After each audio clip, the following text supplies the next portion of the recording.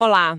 Hoje a gente vai fazer um mergulho profundo num clássico que, olha, mexe com a nossa ideia de história antiga. Atlântida, o Oitavo Continente, do Charles Berlitz. Temos aqui uns trechos selecionados desse livro que é, no mínimo, fascinante. A nossa ideia aqui é explorar o argumento central do Berlitz, sabe? E se a Atlântida não for só um mito? E se for uma realidade histórica que se perdeu? Vamos investigar as pistas, os mistérios que ele apresenta. É uma viagem mesmo para esse possível mundo submerso. Um convite para a gente questionar o que a gente acha que sabe do passado. É interessante como o Berlitz começa, dizendo que a palavra Atlântida virou meio que uma senha para os sonhos. Mas ele não para por aí, claro. O livro provoca mesmo. Por que uma história que aparece em tantas culturas diferentes é, assim, muitas vezes arquivada como lenda, quase fantasia, né? Ele desafia a gente a pensar se essa classificação se sustenta quando a gente olha mais de perto. Exato. O Berlitz sugere que talvez seja a hora de reavaliar essa gaveta aí dos mitos, né? Principalmente considerando algumas descobertas, alguns padrões que ele vai tecendo ao longo do livro. Vamos começar por essa ideia da persistência da memória da Atlântida. Como essa história sobreviveu, segundo ele? O Berlitz aponta uma coisa curiosa. Mesmo com a ciência oficial muitas vezes meio cética, a memória de uma terra perdida lá no Atlântico parece teimar em existir globalmente. Ele foca bastante na recorrência de sons parecidos com ATL, sabe? Em nomes ligados a essa ideia, tanto na Europa e na África, a oeste do oceano, quanto nas culturas pré-colombianas das Américas, lá do outro lado, a leste. E a forma como essa memória aparece é muito variada, né? Berlitz cita, por exemplo, os bascos, que falam de Atlântica. Tem lendas portuguesas ligando os Açores a ilhas que afundaram. E nas Canárias não é só o nome Atalaia, mas também a tradição dos guanches, que era o povo nativo de lá. Eles se diziam os únicos sobreviventes de um cataclismo que destruiu a terra natal deles. Aí ele vai conectando esses fios, sabe? Com mitos universais de dilúvio, tipo as muitas versões da Arca de Noé, e levanta até a possibilidade de festas como o Halloween serem um eco bem distante da lembrança de uma destruição antiga. E não para nos humanos, o que eu acho particularmente intrigante no argumento dele. O Berlitz traz uns exemplos do mundo animal que, ok, podem ser especulativos, mas fazem a gente pensar, né? As enguias, por exemplo. Aquela viagem maluca de milhares de quilômetros de rios na Europa e América para desovar todas juntas lá numa área específica do Mar de Sargasso. Exato, para desovar, né? Uma coisa incrível. Isso. Seria ali, tipo, o leito de antigos rios de um continente que afundou. Ou aquelas aves migratórias que, segundo alguns relatos, ficam circulando sobre certas áreas do Atlântico, como se estivessem procurando uma terra que não está mais lá. Deixa a gente com a pulga atrás da orelha, né? Sim, ele usa esses detalhes para construir um quadro maior assim. Mas o Berlitz sabe, e ele deixa isso claro, que aceitar a Atlântida como história real não é simples. Implicaria, como ele mesmo diz, uma maciça e onerosa reavaliação da história. Quer dizer, teria que rever muita coisa. Ele contrapõe a cronologia tradicional, aquela que coloca o início da escrita das civilizações complexas lá por 4000 a.C. Uhum. Ele contrapõe isso com achados que sugerem antiguidades muito maiores. Ele não faz uma lista exaustiva, mas foca em exemplos pontuais, tipo a descoberta de mineração sofisticada, datada de dezenas de milhares de anos na África. Ou cidades como Jericó, que já eram super antigas na época em que a Atlântida supostamente afundou. E também registros como listas de reis egípcios e sumérios, que falam de dinastias que teriam governado por períodos imensos, antes do dilúvio. Para ele, isso sugere que nossa visão da pré-história pode estar bem incompleta, sabe? E aí a gente chega no coração da lenda moderna, Platão. O Berlitz se apoia muito, nos diálogos Timeu e Crítias. E é fundamental lembrar que Platão insistia que a história, embora estranha, era certamente verdadeira. Ele diz que recebeu essa história de Solon, o famoso legislador ateniense, Isso. que por sua vez ouviu de sacerdotes egípcios lá na cidade de Sais. E esses sacerdotes teriam baseado o relato em hieróglifos muito, muito antigos, preservados em colunas. Eles até destacavam que os registros deles eram bem mais antigos que os dos gregos. Essa alegação de uma fonte antiga, escrita, é super central para o argumento do Berlitz. E a descrição que o Platão faz é, nossa, impressionante nos detalhes, não é? Uma ilha-continente gigantesca, maior que a Líbia e a Ásia juntas, como ele diz, localizada além das colunas de Hércules, que é o atual Estreito de Gibraltar. Exato. Água.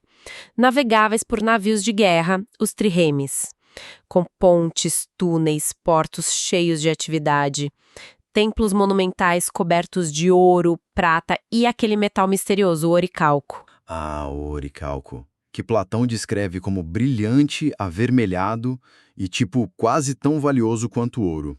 É muito específico, né? Muito. E não é só isso. Platão fala de recursos naturais abundantes, agricultura super avançada que sustentava uma população enorme, fontes de água quente e fria canalizadas para banhos, para irrigação e até a presença de elefantes e outras feras. Um sistema de governo complexo, com 10 reis governando diferentes partes do império, um poder militar que dominava outras regiões da Europa e África. O Berlitz pega essa descrição riquíssima e pergunta: isso soa como pura fantasia ou pode ter bases reais, né? É a grande questão. Ele então começa a confrontar esses detalhes com o que a gente sabe hoje, ou o que se especula. Geograficamente, ele sugere que ilhas como os Açores, Canárias, Madeira poderiam ser os picos das montanhas remanescentes desse continente afundado. E a grande cordilheira mesoatlântica seria a espinha dorsal submarina disso tudo. E aquela menção do Platão a uma barreira de lama intransponível que surgiu depois do cataclismo. Sim. O que ele disse sobre isso? Bom, o Berlitz especula se isso poderia explicar por que navegadores antigos, tipo fenícios e cartagineses, pareciam relutar em ir muito longe no Atlântico. Talvez fosse uma memória distorcida do evento, ou até, quem sabe, uma desculpa para manter rotas comerciais secretas, né? Faz sentido pensar nessas possibilidades. E os recursos naturais que Platão menciona, ele consegue conectar? Ele tenta. As fontes termais, por exemplo, ainda existem aos montes, nos Açores, na Islândia, lugares que estariam nessa área. Aquele fruto de cascadura que fornecia caldo, polpa e óleo poderia ser o coco, argumenta o Berlitz, algo que talvez o Platão não conhecesse diretamente. A questão dos elefantes é controversa, claro. Mas ele lembra que mastodontes, que são parentes dos elefantes, viveram nas Américas e no norte da África em épocas que poderiam coincidir com uma Atlântida pré-histórica. E tem detalhes bem específicos, como as cores das pedras usadas na construção da capital, branco, preto e vermelho. Essas cores coincidem com as cores predominantes das rochas vulcânicas lá nos Açores. A importância dos touros nos rituais atlantes também encontra paralelos em culturas antigas do Mediterrâneo, como Creta, a Península Ibérica. Ele vai juntando essas peças, sabe? Entendi. E a tecnologia? Platão fala de engenharia avançada. Nos canais, portos, pontes, o Berlitz conecta isso com o quê? Ele conecta isso a achados arqueológicos que desafiam a nossa ideia de um passado tecnologicamente primitivo. O exemplo mais famoso talvez seja o mecanismo de Antiquitera, aquela espécie de computador astronômico grego de mais de 2000 anos, muito mais complexo do que se imaginava para a época. Nossa, aquilo é incrível mesmo. Ou mapas como o do Piri Reis, aquele almirante turco do século XVI. O mapa parece mostrar costas da América do Sul e talvez até da Antártida sem gelo, com uma precisão que é surpreendente para a época. O Berlitz sugere que esse conhecimento todo poderia ser um legado, uma herança de uma civilização marítima anterior muito avançada, como a Atlântida descrita por Platão. Faz pensar. E tem a parte da história que é quase uma lição de moral, né? Platão descreve como os atlantes, que no começo eram virtuosos, seguiam leis divinas gravadas em colunas de oricalco, mas aí foram ficando gananciosos, materialistas, sedentes por poder. Essa corrupção moral teria levado Zeus a decidir puni-los. O diálogo Critias para aí, abruptamente, bem antes de descrever o cataclismo em si. Que pena que para aí. Pois é, mas essa narrativa de ascensão e queda por arrogância, por híbris, é um tema universal, né?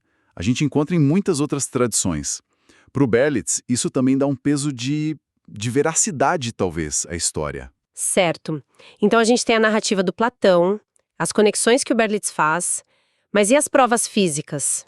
Onde estariam os vestígios concretos dessa civilização, segundo o livro? É aí que o negócio fica mais palpável, talvez. É aqui que ele entra numa parte bem controversa, mas fascinante. Ele cataloga uma série de achados submarinos que ele considera evidências cruciais. O mais conhecido, talvez, seja o chamado Muro de Bimini, lá nas Bahamas. Ah, sim, já ouvi falar. Uma formação submersa de grandes blocos de pedra bem retangulares que se parecem com uma estrada, um cais ou a fundação de um muro, embora a geologia oficial muitas vezes explique como formação natural de rocha de praia fraturada. Sim, tem essa explicação. O Berlitz apresenta os argumentos e as fotos que sugerem, sim, construção humana. Ele menciona também relatos de pilotos que teriam visto do ar padrões geométricos até estruturas que lembram pirâmides submersas ali na mesma região. E expedições que tentaram investigar, como a do Ari Marshall, que filmou algo parecido com uma pirâmide e relatou uns fenômenos estranhos, tipo bússolas ficando malucas. Uau! Meio Triângulo das Bermudas encontra arqueologia subaquática? É por aí, né? E não só no Caribe. O Berlitz aponta para o outro lado do Atlântico também. Ele cita fotos de uma expedição oceanográfica soviética, lá dos anos 70, do navio Akademik Petrovsky. Eles teriam registrado estruturas que parecem degraus e paredes construídas numa montanha submarina chamada Monte Ampere, a oeste de Gibraltar. Perto da Espanha, então. Exato. E um ponto técnico que ele ressalta bastante é a descoberta em expedições anteriores na mesma área de um tipo específico de rocha vulcânica, o taquilito. A importância disso. Geólogos como Pierre Termier argumentaram lá atrás que esse tipo de rocha só se forma quando a lava esfria muito rápido em contato com o ar, não sob a pressão da água profunda. Ah, entendi. Então achar isso no fundo do mar. Sugeriria que aquele monte já esteve acima da superfície em algum momento. O Berlitz também compila relatos de mergulhadores sobre ruínas nas plataformas das Canárias e da costa do Marrocos. Então ele junta essas peças submersas. Isso. O argumento central dele, ao apresentar essas descobertas submarinas, junto com as semelhanças que ele aponta com construções megalíticas em terra firme tipo Sacsayhuaman no Peru, Baalbek no Líbano ou Stonehenge na Inglaterra, é sugerir a existência de uma cultura ou talvez uma civilização global pré-histórica, toda interligada, talvez com origem na Atlântida. Ele reforça isso buscando conexões culturais e também linguísticas. Linguisticamente, como ele faz isso? Porque é bem difícil provar conexão entre línguas tão antigas, né? Sim, ele não tenta provar um parentesco direto, como um linguista faria hoje. Mas ele aponta o que considera ecos intrigantes, palavras parecidas. A palavra para água, por exemplo, ser atla, tanto no idioma náhuatl dos astecas quanto no berbere lá do norte da África. Interessante. Ou a palavra para paite são semelhantes, tata, ate, at, em línguas muito distantes geograficamente. Ele usa esses exemplos para sugerir uma possível origem comum ou pelo menos um contato antigo muito intenso. Cita até o livro sagrado maia, o Popol Vuh, que fala de um tempo em que todos os povos falavam uma única língua, antes dela se fragmentar. E culturalmente, além das pirâmides, que todo mundo lembra. A presença de pirâmides nos dois lados do Atlântico, claro. Lendas de dilúvio que são encontradas em praticamente todas as culturas do mundo. Calendários antigos extremamente sofisticados e, curiosamente, às vezes alinhados em seus pontos de partida ou ciclos, como entre egípcios e maias. Ambos associados a deuses civilizadores Thoth no Egito, Quetzalcoatl ou Kukulkan nas Américas. Thoth e Quetzalcoatl. Ele menciona até paralelos biológicos, como a maior frequência do tipo sanguíneo RH negativo em populações como os bascos, certos grupos berberes e alguns povos indígenas americanos. Grupos que, segundo Berlitz, muitas vezes possuem lendas sobre origens de uma terra ancestral que afundou. Nossa, ele vai longe nessas conexões. E para amarrar a plausibilidade de um cataclismo dessa magnitude, um continente afundando, o Berlitz fala da geologia do Atlântico, né? Sim, ele lembra que a região não é nada estável. A dorsal mesoatlântica é uma zona de intensa atividade sísmica e vulcânica.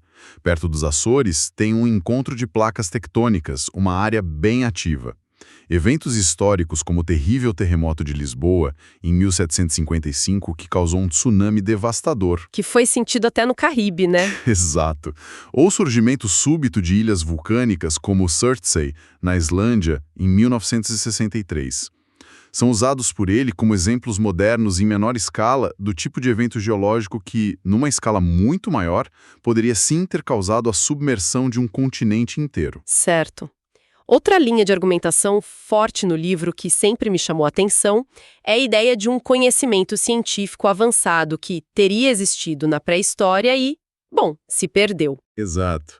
O Birlit cita egiptólogos como Walter Emery, que se surpreenderam com o alto nível da civilização egípcia já nas suas fases mais antigas, quase sem um período de desenvolvimento gradual aparente. Ele menciona o conhecimento astronômico de sumérios e babilônios, que pareciam conhecer planetas além de Saturno, que só foram descobertos por nós com telescópios. Uhum. E o ciclo da precessão dos equinócios, aquele lento bamboleio do eixo da Terra que leva quase 26 mil anos para completar um ciclo, um conhecimento considerado muito avançado para a época. E tem o caso dos Dogon, né? Que é talvez o mais desconcertante. Sim, o caso da tribo Dogon, no Mali, África Ocidental. Antropólogos como Marcel Grioli registraram lá nos anos 30 e 40 que os Dogon possuíam, em suas tradições orais super antigas, um conhecimento detalhado sobre o sistema da estrela Sirius, incluindo a existência de uma companheira invisível a olho nu, Sirius B, que é uma estrela anã branca.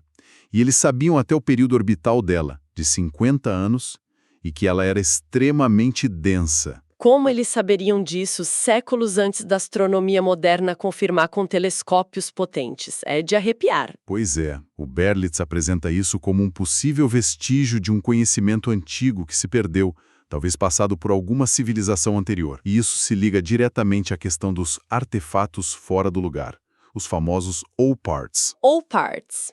Aqueles objetos que parecem tecnologicamente avançados demais para a época em que foram encontrados, certo? Tipo, sei lá, um celular na tumba de um faraó, brincando. Exatamente tipo isso. Berlitz não se aprofunda em todos, mas menciona alguns exemplos clássicos que circulam nesse meio. Um suposto cálice de metal encontrado dentro de rocha sólida em Massachusetts, um fio de ouro dentro de pedra na Escócia, pregos de ferro em minas peruanas pré-colombianas, quando teoricamente o ferro não era trabalhado dessa forma por lá. E também representações de animais que não deveriam ser conhecidos ou que já estavam extintos. Desenhos de toxodontes, um mamífero extinto há muito tempo, na cerâmica antiga de Tiahuanaco, lá na Bolívia. Ele também aborda as controversas pedras de Ica, no Peru, e as estatuetas de Acámbaro, no México. Ah, as que supostamente mostram dinossauros convivendo com humanos, essas são polêmicas mesmo. Muito polêmicas. A arqueologia tradicional as rejeita majoritariamente como fraudes modernas ou interpretações erradas. Mas o Berlitz apresenta os argumentos dos defensores da autenticidade, como relatos antigos que já mencionavam pedras gravadas estranhas em Ica, antes das descobertas mais recentes. Ele coloca a informação lá para o leitor ponderar. Certo. E tudo isso, essa tecnologia talvez perdida, esses animais fora de época, desemboca na pergunta inevitável. Se a Atlântida existiu e foi destruída, como Platão diz, num único dia e noite de infortúnio, o que causou essa destruição?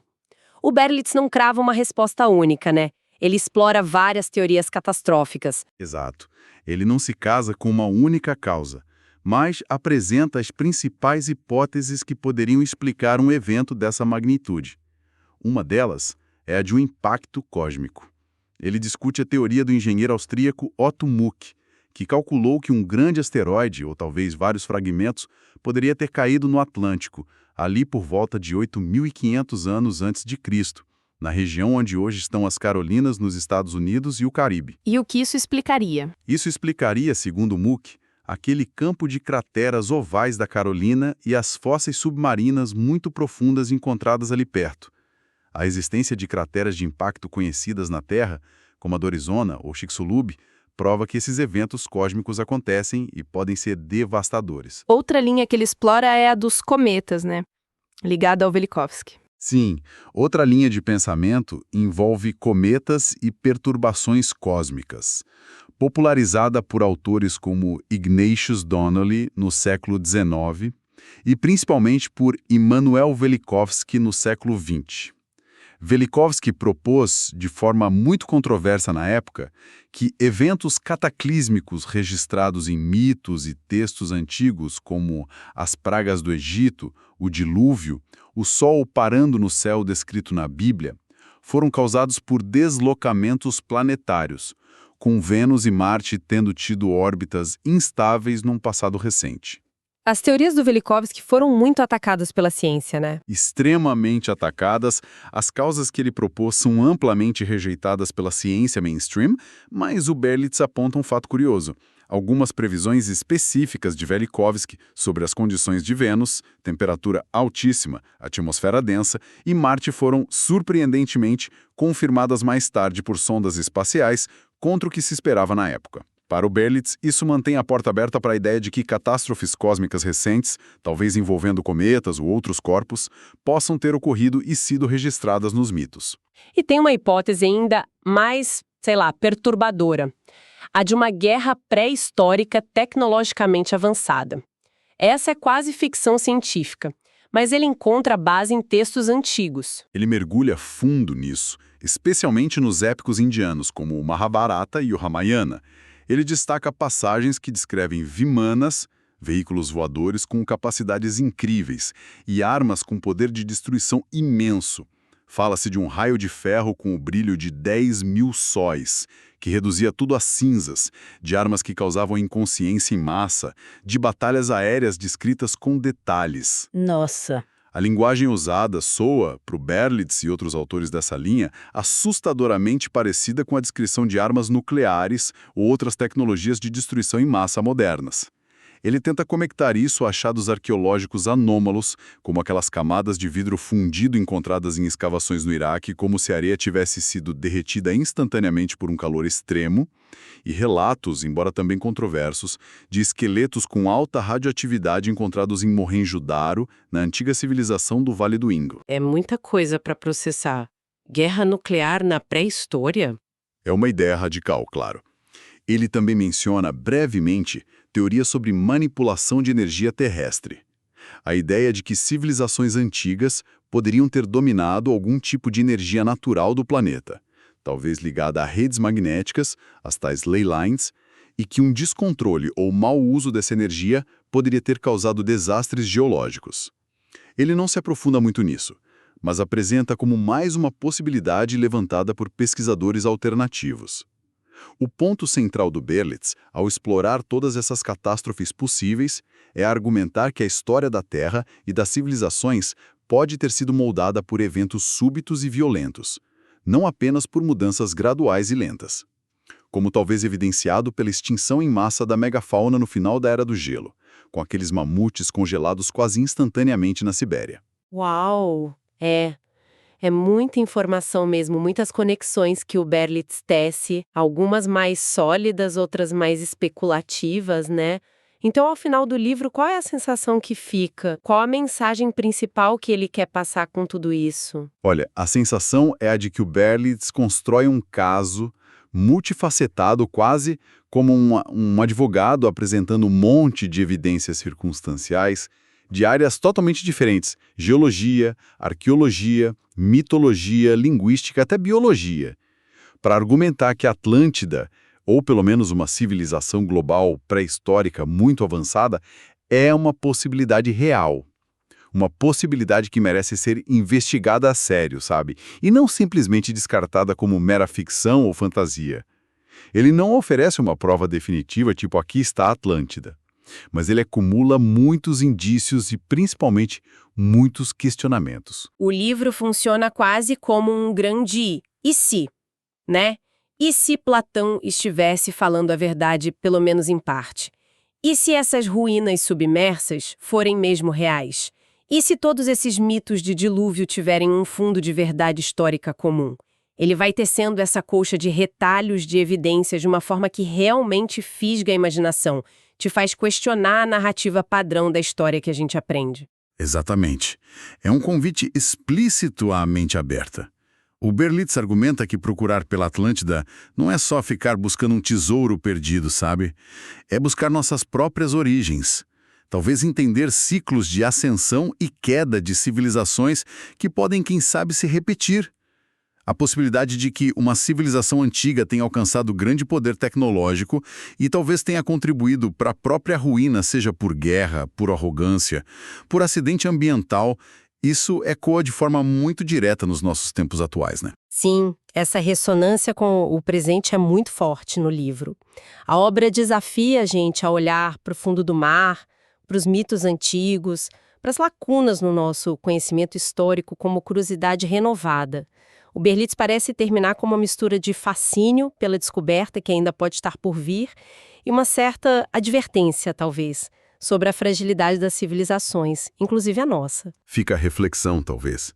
Se essa ideia de ciclos civilizacionais, que está tão presente em lendas e que é sugerida por algumas das pistas que o Berlitz reúne, tiver algum fundamento, o que a história ou a pré-história dessa civilização perdida poderia nos ensinar hoje? Enquanto a gente lida com os nossos próprios desafios globais, tecnológicos, existenciais, talvez olhar para trás, mesmo que seja para um passado envolto em tanto mistério, possa oferecer alguma perspectiva importante. A busca por respostas, como o próprio Berlitz sugere no final, certamente continua.